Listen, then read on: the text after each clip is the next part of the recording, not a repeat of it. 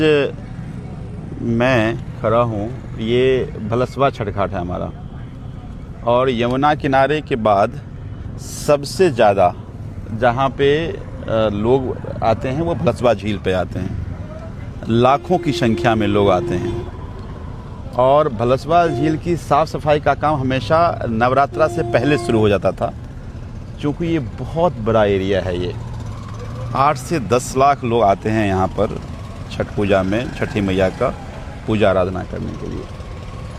आज तारीख हो गई 16 और हालात देखिए, आज तक कभी भी पानी नहीं भरा रहता था। ये पानी भरा पड़ा है और ये जो जहाँ व्रती उतरेंगे उसकी हालात देखिए। प्रशासन का कहीं अता पता नहीं। यहाँ छठ पूजा के जो आयोजक गण हैं, आयोजक मंडल जो हैं, जो समितियाँ हैं, और वो बेचारे क्या करें, किसको बोलें, कैसे काम होगा, कुछ अता पता नहीं है, ना कोई शुद्ध लेने वाला है। इस घाट पर एलजी साहब आए थे और बड़ी बड़ी बातें करके गए थे कि 3 साल पहले कि ये यहाँ पानी निर्मल हो जाएगी, गंदगी नहीं रहेगी, सब साफ हो जाएगा। पानी की हालात मैंने आपको दिखाया और घाट की हालात को देखिए। 9 महीने हो गए भारतीय जनता पार्टी की सरकार के। इस सरकार में बहुत सारे मंत्री बड़बोले मंत्री हैं। प्रवेश वर्मा बड़ी बड़ी बातें कर रहे हैं, मुख्यमंत्री बड़ी बड़ी बातें कर रही है। छठ की जिम्मेदारी दी गई है कपिल मिश्रा को, वो बड़ी बड़ी बातें कर रहे हैं। बातें करने से पूजा नहीं हो जाएगा, काम करना पड़ेगा। अब ये पानी कैसे जाएगा, कोई एक दिन में तो जाएगा नहीं। तो केवल सचिवालय में मीटिंग करने से छठ पूजा अच्छा हो जाएगा, अच्छा तो नहीं हो सकता। मैंने डीएम को बोला, मैंने डिविजनल कमिश्नर को बोला, उसके बावजूद आप ये हालात देख रहे हैं यहाँ पे। मैं दिल्ली के मुख्यमंत्री को ये कहना चाहता हूँ कि पूर्वांचल के लोगों ने बहुत उम्मीदों के साथ वोट किया था और खूब रील बना रहे हैं आप घूम घूम करके। एक बार भलसवा झील पे आके रील बनाइए, भलसवा झील की हालात को देखिए। और अगर पूजा यहाँ नहीं हुआ तो फिर पूर्वांचल के लोग औकात बताना भी जानते हैं। तो इसलिए मैं मुख्यमंत्री जी को और सभी जिम्मेदार छठ पूजा के सरकार में कराने के जो जिम्मेदार लोग हैं उनको मैं कहना चाहता हूँ, इमीडिएटली आप भलसवा झील पे आइए और इसकी हालात को ठीक कीजिए। पूजा तो होगा, नहीं करेंगे तो लोग मिलकर के कर लेंगे, लेकिन ये नकारापन को एक्सपोज करते रहेंगे। तो इसलिए मैं उम्मीद करता हूँ कि केवल बड़ी बड़ी बात नहीं करेंगे, आकर के यहाँ पर यहाँ की हालात को देख करके इसको ठीक करेंगे।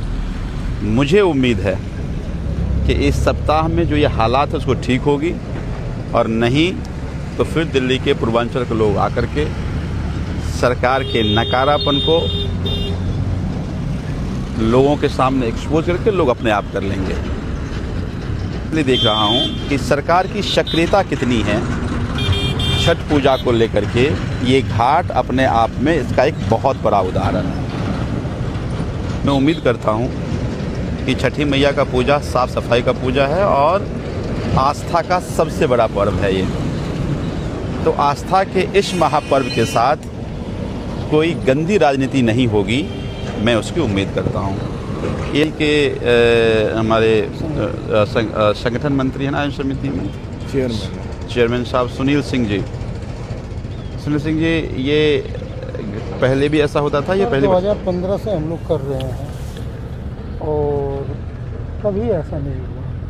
इसका 2 कारण है। एक तो जो यहाँ का पानी, झील का पानी ओवर होने के बाद ये झीमर गांव के 25-30 फुट का नाला था सरकारी, उधर से जाती थी कुछ डीलर बिल्डरों ने जो है वहाँ पे भी भरवा दिया। उस कारण ये ओवर होने के बाद पानी बाहर होके यहाँ पानी भर गया था। अभी 2-3 दिन पहले हम लोगों ने 2-3 जेसीबी लगा के और पानी को पंप से सुखवाया था।